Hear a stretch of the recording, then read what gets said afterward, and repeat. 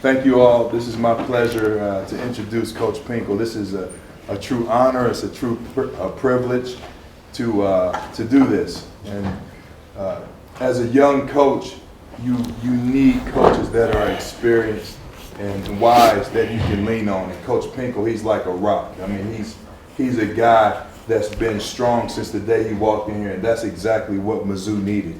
And I look back on this experience. He's a tight end at Kent State. He talks about three great people at Kent State. He talks about Lou Holtz that went there, Jack Lambert, and Gary Pinkel. And he says that, but when Janet Heitmeyer is around, he includes her too. Yeah, exactly right. She was a gymnast at Kent State. He was a student at Kent State, graduate assistant. He was a tight ends coach at Washington, receivers coach at Bowling Green, receivers coach at Washington, offensive coordinator at Washington, at Toledo as the head coach from 91 to 2000, and been at Mizzou since 2001. And Coach, I look back and I'm so impressed with the record that you've been able to accomplish. You talk about the most winningest coach in Mizzou history, 102 wins, passing up Don Farrell, and that's outstanding accomplishment. So I think that deserves a round of applause. You may not know, but I was a former football player here at Mizzou, and we went through the lean years, and it took a great man with a great program and ideas, someone with strong passion and conviction that could come in and turn a place that had been through some really down years to get the energy and the enthusiasm up to where it needs to be. Why do you coach? Well, first of all, I appreciate you all being here. A lot of you I've known and are colleagues of mine too, and appreciate Dr. McGuire. We did this thing, Whistle to Snap, which I think is catching on nationally, and I think it's something that's really been really beneficial to our program, and for an athlete to become elite. It's like more getting your arms around nutrition, how that can help me be a better player. And Whistle to Snap is what I can do to make myself become a better player at a higher level. So I appreciate Dr. McGuire, and this guy, he's the best. He's the best around, and I can't give him a lot of praise because he can't emotionally deal with it.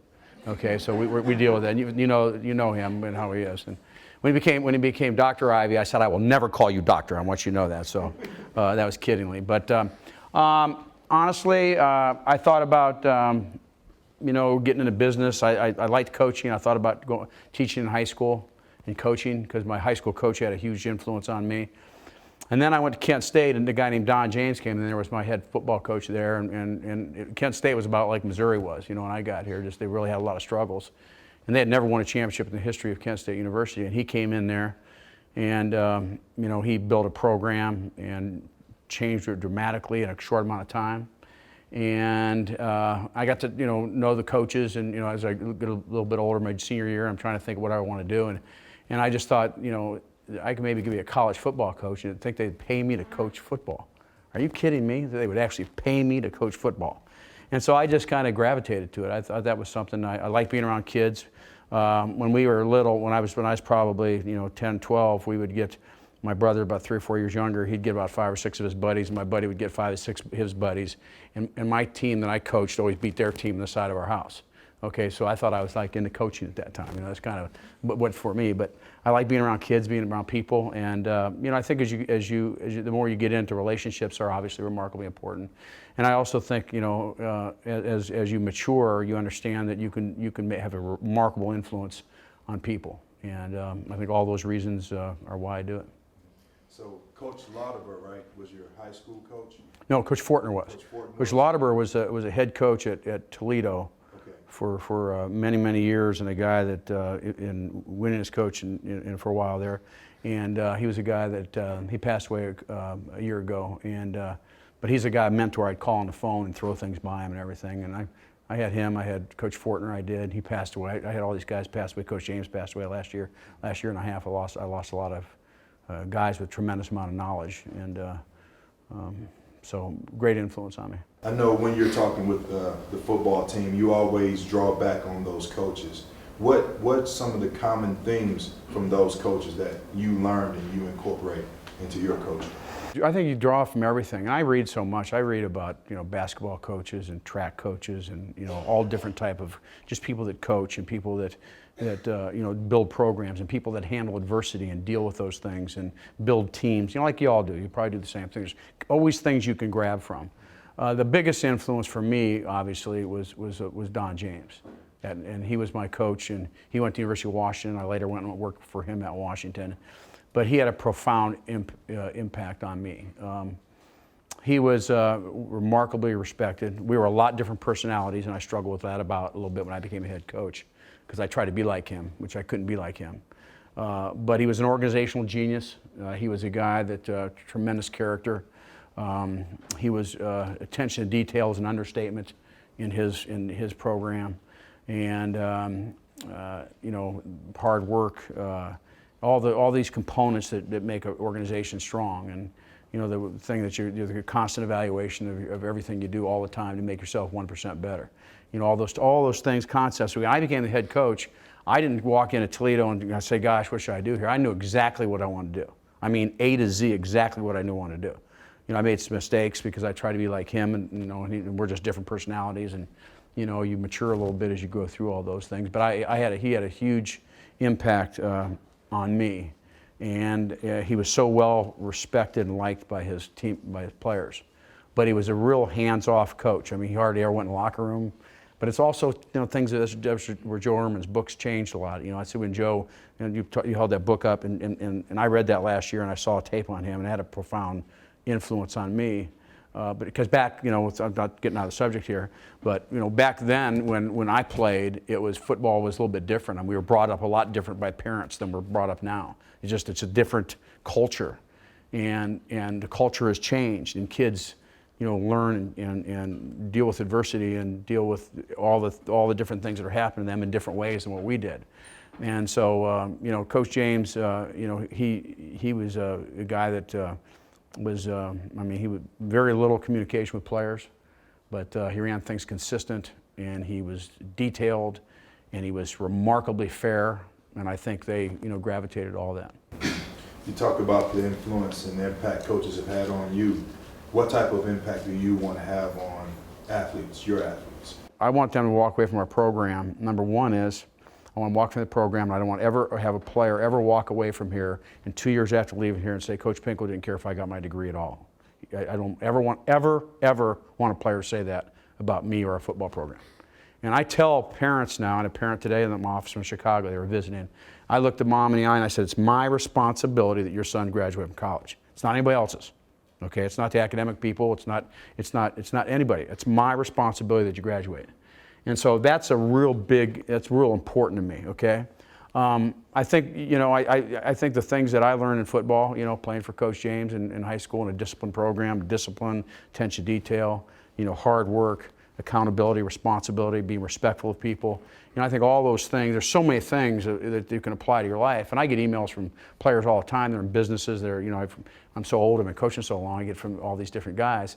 But, you know, how things that we did had an influence certainly on not only them at the time when they were playing football, but well after they left. And that's what I want when kids walk away from our football program. You talked about parents and the parents that are coming with recruits. Your parents, what impact did your parents have on you and your coaching? My parents' biggest influence on me were values. You know, that was something that was real, especially my mom. My dad, you know, worked 2 jobs, and my mom eventually got a nursing when my brother, sister, and I were in school. And it was the traditional back in the 90s. When it happened, no, that was maybe the 60s. I got the number kind of flipped around. So, but back then, I mean, it was just a lot different, you know. And, you know, it was the great generation. My dad was in World War II and in the Korean War, and my mom was a real values-oriented person about, you know, being respectful to everybody. You know, never talk bad about other people. You know, my mom used to say, "I give you my." Bunch of these, poor my kids that had to do that, and some of my players. But you know, my mom used to say one of these things. She said, "Well, when you're sitting around with a bunch of your buddies, and they're talking about somebody else, guess what they're doing when you're not sitting there with them? Pretty big, huh? It's true, and there's a lot. I mean, I go on and on and on about being. And in my family, we also had our adversities. I had a mom and dad that loved me. I tell my players this. A lot different than a lot of some of the backgrounds of our players are remarkable, and those are our crossover dinners and things like that. But for me, for my family, my sister's 3 years older than me, and my brother, who passed away 9 years ago, he's younger than me. He was 5 years younger than me. They have a disease called hereditary spastic paraplegia. So when they went in adolescence, they lost their ability to walk. Okay, and it happened to both of them when they were around 14, 15, 16. Boys mature a little bit later. And so my brother, up through 12 years old, was a great basketball player, and I mean, he was really a heck of an athlete. Then by the time he was a senior in high school, you know, he was on a cane, and then he went in a wheelchair, as my sister did also. So that had a profound effect on me, you know, about being respectful to people. I know when you address the team, we have it in the weight room, it's everywhere. No excuses, it's everywhere. And when you shared the story about your sister and your brother with the team, and you said, the reason why no excuses is big for me is because my sister never had an excuse. They never had an excuse. And the impact, what kind of feedback about no excuses from your former players? I know they've sent you letters. Yeah, they hang it up in their refrigerators at home, and they do their businesses and everything else. Well, it's the old principle that you can't have the success habit and excuse habit. They're not compatible. They don't work. Okay, for every excuse you have, it devalues anything you try to achieve. And it's for anybody to be successful, you have to take responsibility and accountability. And when I see kids, and you know we see it all the time, is when I see kids eventually take responsibility for everything they do, their self-esteem, they just get filled up. You know, they're in charge of themselves. You know, nobody's happening. Things are happening, whether it happened at home or happened at school or happened on the football. You know, it's everybody else's fault. As soon as they take responsibility, their self-esteem grows, and it's a beautiful thing to see. But now, I did. I told them that, you know, I've told my teams that all the time, that, you know, my sister, will be 65, and by way of her disease and her age are colliding right now. She's really struggling a little bit, and I was back to see her in Columbus, Ohio on Monday. But you know, I think that you know, when you look at, you know, she never ever had an excuse for anything, and nothing, and. You know, again, a profound effect on me, which unfortunately sometimes, or maybe fortunately, my players and staff kind of reap the benefits of that. But I think it's, you know, you know, when I got here, and it was very typical, the first recruiting weekend when I got here in December of 2000, we had a recruiting weekend, and I'm just kind of moving around with some of our players, which I didn't know the players at all. They were out talking to recruits, and I went over to this run room. Yeah, you know, we lost this game, but you know what? It was storming out there, and we couldn't do this, and yeah, well, we didn't have this, and this other game we had trouble with. The refs screwed us over, and I'm just, you know, my players would never talk like that at Toledo. I was 10 years head coach at Toledo before. They would never talk like that. They would never blame it on something else. They're going to be accountable and responsible for themselves. But more importantly, as a person, okay, take football out of it. When they be accountable and responsible to themselves, and they accept those things, and they fix, if something breaks, they fix it, they take care of it, and they move on, they grow as people. And it's a neat thing to see as they mature. You talked about the crossover dinner. I believe back in 2005, 2006, you had all the coaches go to the national conference, and there were maybe a dozen or so questions, and they talked to the top 10 or so programs in the nation. And something that came back that those top programs did, and they did well, was work on player-coach relationships. So you started the crossover dinner. Yeah. So talk a little bit about player-coach relationships and impact. Well, one thing we do, and what we do is every 3 or 4 years, I don't have a lot of staff turnover for whatever reason, but I don't have a lot of staff turnover. And one thing that's very significant in any business, and certainly as coaching, is things change. You know, not only schemes, but you know, how you coach, how you deal with people. There's always things to learn and get better. So without very little turnover, certainly what I did is we're going to the national convention, then each coach had these 10 questions, 10 or 12 questions. They would grab a coach from Ohio State, a coach from Maryland, people that we know, and how do you do this? How do you do that? How do you do this? And just to find anything a little bit better. Now, we don't want to change 10 to 15%. We want we got our program solid, but we want to make it 1% better every year. We're not looking to get their players walk in and all of a sudden we're doing this different and that different. No, we believe in what we're doing, but we certainly can make it better. Well, one thing was they did a lot of dinners at coaches' houses. And at that time, we weren't doing very many. And just the position coaches' houses, they would take the position coaches, the players to their house, and just interact, see the family environment, and that was really, really positive and great for relationships. And the wives just have done a tremendous job of that, and so have the kids, and you see how that has. And then we kind of took it to another level, and I'm not sure, Pat, if that was when it was, or I'm not sure exactly how it happened, but we got this idea of doing crossover dinners. And the crossover dinners are we get 15 players. Then we did 3 times a year. We did it in April, and 15 players come to my house, and they're cross section of players. We have 127 players on our team, so we have 15 players that normally don't hang out together. They probably don't know a lot about each other, although they know each other. And we come in and we sit down at my house. We have something to eat. And 15 go over to Coach Ivey's house and all the other coaches. So we got all over Columbia. We got these dinners going on. And I get up and I say, okay, first I say, I'm Coach Pinkel, and I grew up in Akron, Ohio. And I tell them about my mom, my brother and sister, and my dad. And I talk to them about growing up, talking about mistakes I made, and talk to them about just everything, a lot of things about me, and that they need to know. And then another player stands up, and I'm telling you and I tell them right away, I had a mom and dad love me. They're home every single night. And I've been recruiting for many, many years, and the families are not, they're a wide variety and range of families now that work, but certainly different. But then all of a sudden we get a player comes up and says, well, my dad left me when I was in 8th grade. My mom's there.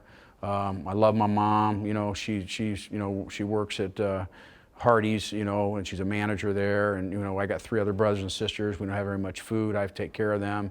My uncle, who I was real close to, got killed last week or 2 years ago.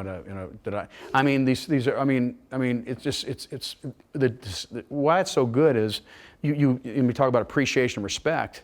Our players have a whole different respect for when they find out the backgrounds of some of our players, and that's been profound for us. And that's one of the best. And our players, actually, the seniors 2 years ago, and I interview the seniors after they leave every year and ask them about things we should do. And 2 years ago, the guy said, we can't do that enough, Coach. And now the next time we meet, we divide all the 15, so it's 15 completely different players the next week the next time we do it in mine. And so it's constantly learning about your teammates. You talked about coaches and turnover. What is it about you or your program that you may think that there's reasons why there's little turnover? We've lost 4 coaches in 13 years, and the average loss in the SEC is 2 coaches per school a year. And so maybe I'm not mean enough. Maybe that's some of it. Maybe I'm I don't know. I think probably if I would guess the most, I would like to think that the environment that they work in, I would like to think that they would say this. You probably should ask them. Is it the right environment do we? I don't hold grudges. I'm very demanding. If I don't like something, I don't wait till 12 months and in an evaluation period and say, boy, the things that have been going on, I didn't like this. You need to do this better and this better and this better. If I don't deal with something, I deal with it that day in a staff meeting. I have a guy in the office the next day, and when it's over, we're walking down the hall. He's my coach. I pat him on the back, and we keep going. That's how we handle everything. So I think I like being a part of that because that's the way Don James managed people. And it was great because you knew there was never anything. He would kind of communicate with you. You knew if something was up, it was up, and you deal with it, and he was going to help you get better. But I think that if you look at our program and our team, and I think with Coach James and the things that he had that influence on me, I think that I think the other thing probably might be is the family part of it. Most all my coaches, when I was coaching at Washington with Don James, and I was trying to think about this, we'd go in, it's our Sunday schedule, we'd go in at noon and come home at midnight, go in at 7 in the morning, come home at 11 on Monday, 11 on Tuesday, 7, got home at about 9:30 on Wednesday, saw my kids on Thursday, and then we had the weekend and we recruited. And that's just the way, old school, that's the way they did it. And also the technology was such that it was difficult to kind of get all the information. Things have changed a lot that way, and what I did is I changed what I changed. Nobody else, very few people are doing it. I want my coaches to be home at 7 o'clock every night. So I want to be able to see their families every day. So I think they go to conventions and say, hey, we work these kind of hours at night and every night. I never see my family, never see my family, never see my family. And so what happens is you know, I think that really probably has a lot to do with it also. That you can have a family life here and still be successful, you know, in teaching and coaching kids and winning football games. I noticed probably in the last 3 or 4 years, something that's come up is this family environment.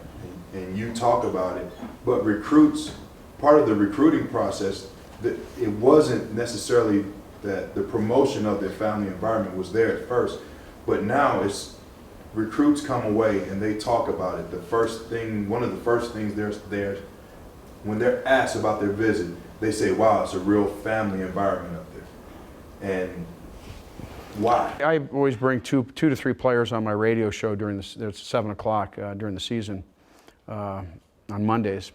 And, you know, about 6, 7 years ago, you know, why'd you come here? Because of the family environment. The family environment, I mean, it kept, you know, you kept hearing it from everybody.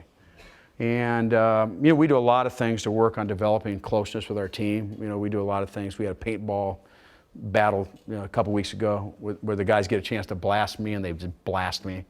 You know, when you get hit, you know, if you like have a red spot like this big on your shirt, you're not supposed to keep shooting the guy.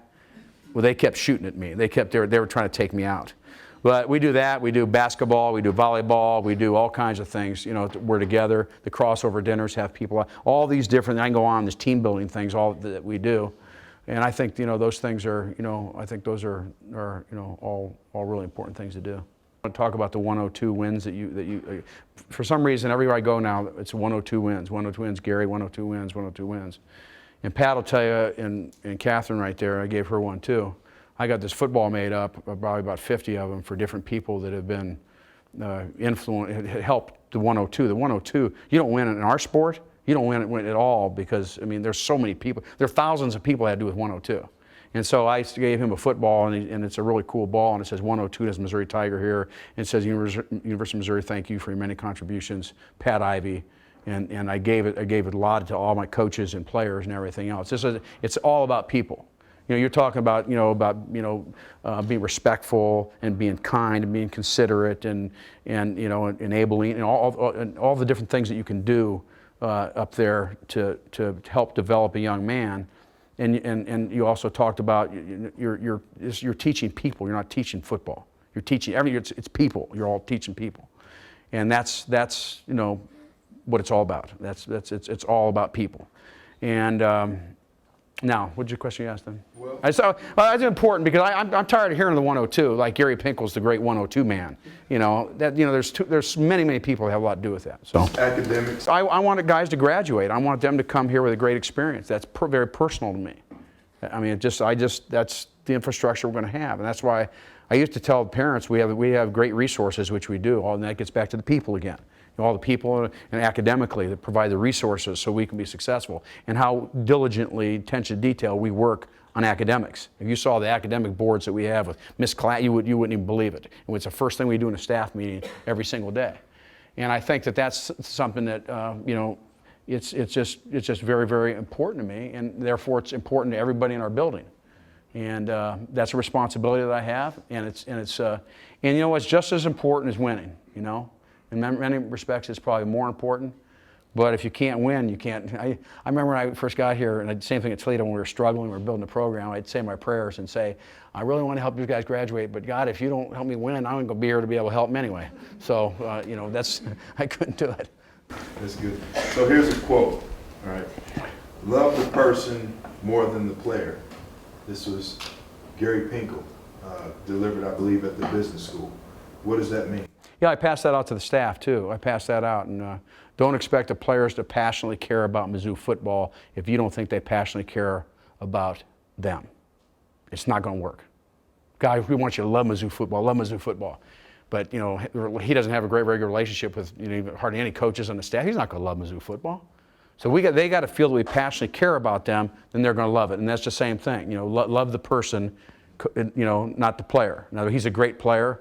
We really love him up really good. We don't do that here. And I think, you know, Pat, you would agree with this, that it's real important to me to be consistent. When you come to our program, Chase Daniel didn't get treated different than a walk-on. He didn't have a better, if he had the same rules and regulations as anybody else around there. And I think everybody sees that. It doesn't matter who you are, what it's about. But it's about, I want ownership, okay? The only way we're going to get ownership, to have a chance to get it, and we won't get it until they feel that we care about them. They really genuinely feel that we care about them. And all those descriptive words up there, all those are starting to fill in a little bit. And then all of a sudden, they'll lock on, they'll grab it. And when you get that, you're in good shape. But they're not going to do it unless, it starts with us. So your Thursday meetings in season, the final 48-hour preparation. Before you started talking, this is something you implemented last year. Before you started talking about football, you would spend 5 minutes and you would call it the "Be a Real Man" speech, and the guys look forward to it because they get to see Coach Pinkel talk about things other than football. And one of my favorite one is how to treat a woman on a date. That teaching your guys. I mean, here we are getting locked in for probably the biggest game of the season. We're probably undefeated at this point. And he says, guys, when you go on a date, this is how you treat a woman. And they talking about walking on the outside of the curb, and if the Budweiser truck jumps the curb, it's going to hit you. Yeah. And guys laugh, and it's like, yeah, that's the way it should be. It's going to hit you. Protect the woman. And you gave those types of speeches. Why did you start doing that, and what impact do you think it's had? What we do is every Thursday we're real big into mental preparation, and it's just so important in our program. And our practices are generally, we have a team meeting at 3:30 on Thursdays through the whole season. Our practices we got at 4 o'clock, but I set the mental tone for the game. We do it all week, but I really that's when I have my meeting. I don't do it on Friday before, because we're going to use those 48 hours to prepare. Other people prepare 24 hours at Mizzou. We we call 48-hour preparation. We teach our players how to do that. And that's something that, that's we always do that. Joe Ehrmann's book, I read that last summer about this time of year. I read it. I don't know if you gave it to me or a couple other, I don't know if you did, Dr. McGuire. And then I also saw that tape when he was here a year ago, and I saw the tape, and I was actually traveling an airplane, and I had a cat, I think, put it on, so I got a chance to read it. And that had a real bad, and you're right. It's especially people that have coached a long time like I have. It really had a huge impact on me. And I walked away from that, 2 things. One is our players got to have more fun. Okay, they got to have more fun. I got to do more for them than just winning football games. I think we do a lot for them. We do, but I got to do more. I think those 2 things, we're big on that. And I think the other thing is we got to positively coach better than what we're doing. That's what I came away with that, the time the vacation's over. I saw the tape, read the book, and then I just kind of jotted down notes and things that we got to do. And I said, well, if I'm going to make an impact on my players, I want to really have an impact, and I'm going to walk in that meeting and do something I've never done before. And the first thing I'm going to do is I'm going to 5 minutes on it, what it is to be a real man. And let me pause here for a moment, because a lot of our kids, nobody at home was teaching them how to be a real man. Okay, I'd say well over half of them. Okay, and so I decided to get that and use that. And I think, and if nothing else, you could tell they were very interested in what we talked about. I mean, we talk about obviously being very respectful to women, and we talk about physical abuse, psychological abuse, all those kind. I have segments that talk about those things. But I think that they really got something out of it. And I think if nothing else, what it did, it was that Coach Pinkel and this staff really care about us. We got the biggest game of the year coming up. We're playing Texas A&M for the SEC's championship, the biggest game in the history of Furrow Field, the zoo. And I'm talking about not getting run over by a Budweiser bus on the sidewalk. And I think that I said a little bit before about they got to think that you really care about them. It's real important that they care. I think that was a huge statement for we care about you. Okay, this isn't just about winning football games. And this better story, I'll tell it better than you did. When you walk, my mom told me all this. My mom was real big on being, Even eating dinner was a task. Get through how you pick things up and eat soup and everything else. And I've lost most of those skills since. But I see guys walking down the street. And my mom would always say, "You walk with a lady, you walk on the street side." And that's back in, I think it was back in the days when there was just mud, the horse and buggies went by and mud would fly up, and you want the mud to hit you instead of hit the gal you're with. Okay, and if you don't like her, maybe you want her inside there. But I said nowadays when you walk down there, I said you walk down the street, and all of a sudden the reason is if a Budweiser truck comes down and he veers off the road, you want him to take you out instead of her. That's the story, the way it is. And they got a kick out of it, so they got a kick out of it. That's good. So you had the fun part, the jokes before music in practice, the dancing. And I said a little while ago that, I've been doing this a long time, that things change. And, and approaches change, and how you teach. And I just felt, Pete Carroll, if you get a chance to read Pete Carroll's book, I forget the name of the book, but it's I got it right next to my bed. And it's,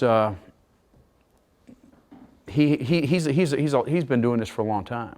In fact, when he did at Southern Cal, they said, you can't do it in the NFL. And I read the book and said, when he went to the NFL, the Seahawks, I said, there's no way he's going to win. He can't do this in the NFL.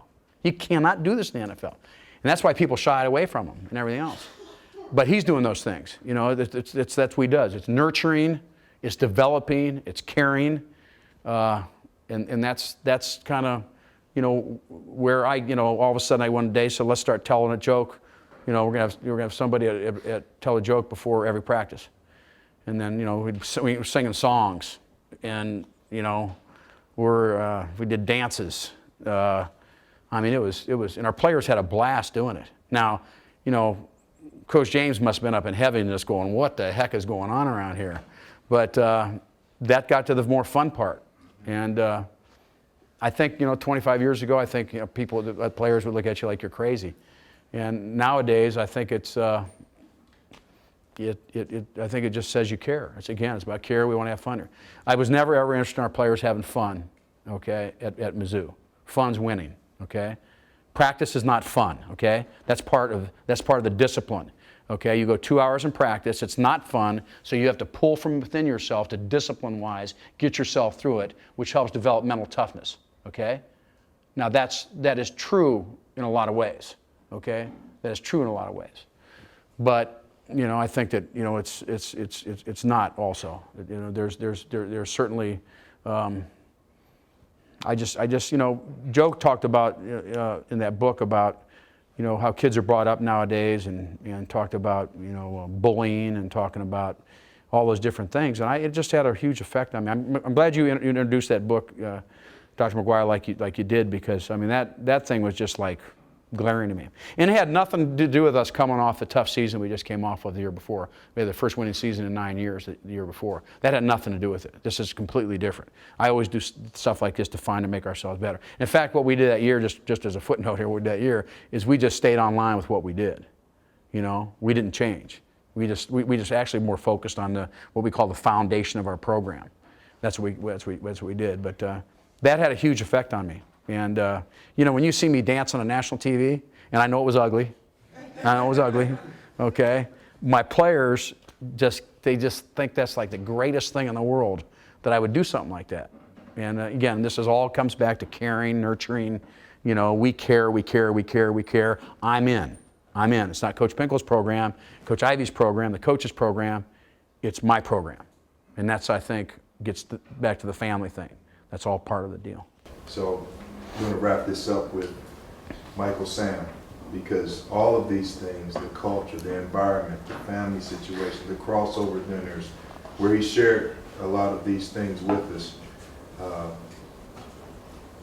what can you share with us? Because that wouldn't have happened at most places. And I'm pretty sure that Mizzou is a special place that created that environment, that culture, where someone like Michael Sam could come out to his teammates and his coaches, and eventually to the world. I call it the infrastructure. I think the men for men, women for women deal that you do and we're involved with, And that's just it's a training that we do in our off season, which you all know about, a lot of people know about, on developing young men and young women. I think that's been huge. I think it was brought up in there, and by being respectful. Our core values, one of our core values is being respectful to women, and we talk about it a lot. I talk about it, you talk about it. Cornell Ford talks about it. When we just don't bring it up once a year and say, okay, be respectful of women, let's move on. We talk about what that means and everything. And then the other one says, respect the cultural differences of other people, along with no drugs, honesty, and be a great teammate. And the respect the cultural differences of other people is, we talk about, we just didn't talk about it then, we've been talking about it for years, that everybody's different, and we're going to be respectful to people if you're in this program. That's what we're going to be. And that gets back to Dr. McGuire, what you said. You might not, disagree with, I might not agree with you, things that you say or what you do or whatever, it doesn't matter. The bottom line, we're going to be respectful to people. And so I think guys like yourself, I think, all the closeness, all the crossover dinners, all those things are things that I think were really important for what we've been doing at Mizzou. And I got the call, from one of our coaches, and we had a crossover dinner last August, and Coach Gilgowski calls me up and said Michael just came out in front of the whole group, the 15 guys that he was with, the different guys. And I said, really? He goes, yeah. I said, okay. So pretty much when I got, I lean on this guy a lot because he has such a great relationship with our players and does such a great job and is so well respected. I get on the phone right away with Pat right now, talk to me, give me some opinions, ideas. Mike came in my office the next day and I said, how you doing? He said, fine. I said, I heard you told your teammates you were gay. And he says, yeah. And I walked across the thing and wrapped my arms around and told him I loved him. So how do you want to deal with this? What do you want to do?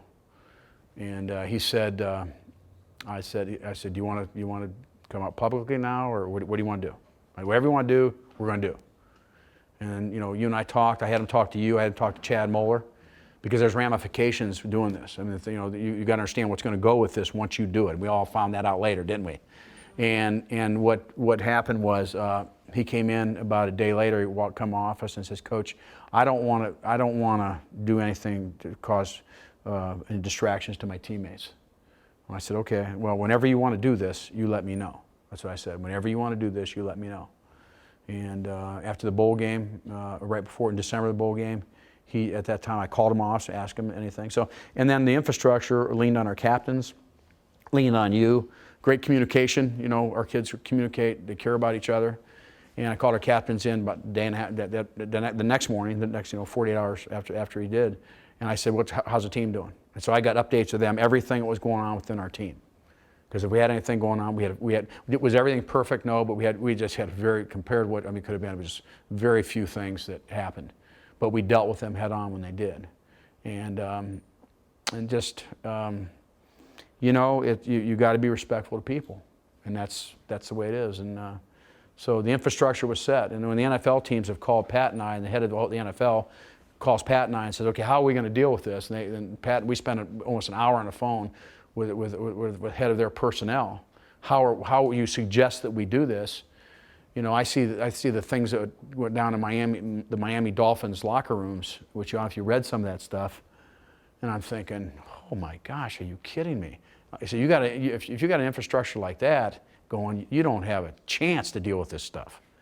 And so the whole NFL woke up, I think, a little bit with that whole incident. And then Pat and I, asked us a lot of questions, and we talked to him about a lot of things. And a lot was the infrastructure, all the things we do in our organization. But the bottom line is, if you're going to be in a football program, we're going to be respectful of each other. And that's what we're going to do. Good. Coach, I think that we're going to wrap it up here. Coach, this was real important to Coach Pinkel. He needs some time off. He's been going since last August 1st. I appreciate when I speak at clinics. The thing I tell about the unique thing about coaching is the remarkable influence you can have on people, and a coach can be a difference. My high school coach and the position coach I had, I remember them. They were a difference for me. They were people that had a huge effect on me.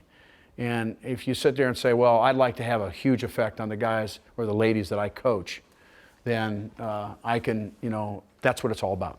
That's what it's all about. And you can, okay? They watch everything you do. And I know that with our staff, I tell them the same thing, because half the guys don't have fathers, never had fathers. They never had an adult male figure. And I'm telling you, they watch what you say, how you react to things, how you deal with the good things, the bad things that happen. And so, we all have a responsibility, I think, and I certainly tell our staff that, we're role models. And if those guys say, well, I don't want to be a role model, it doesn't matter. You are one, okay? That's what you are. And you got a chance to change people.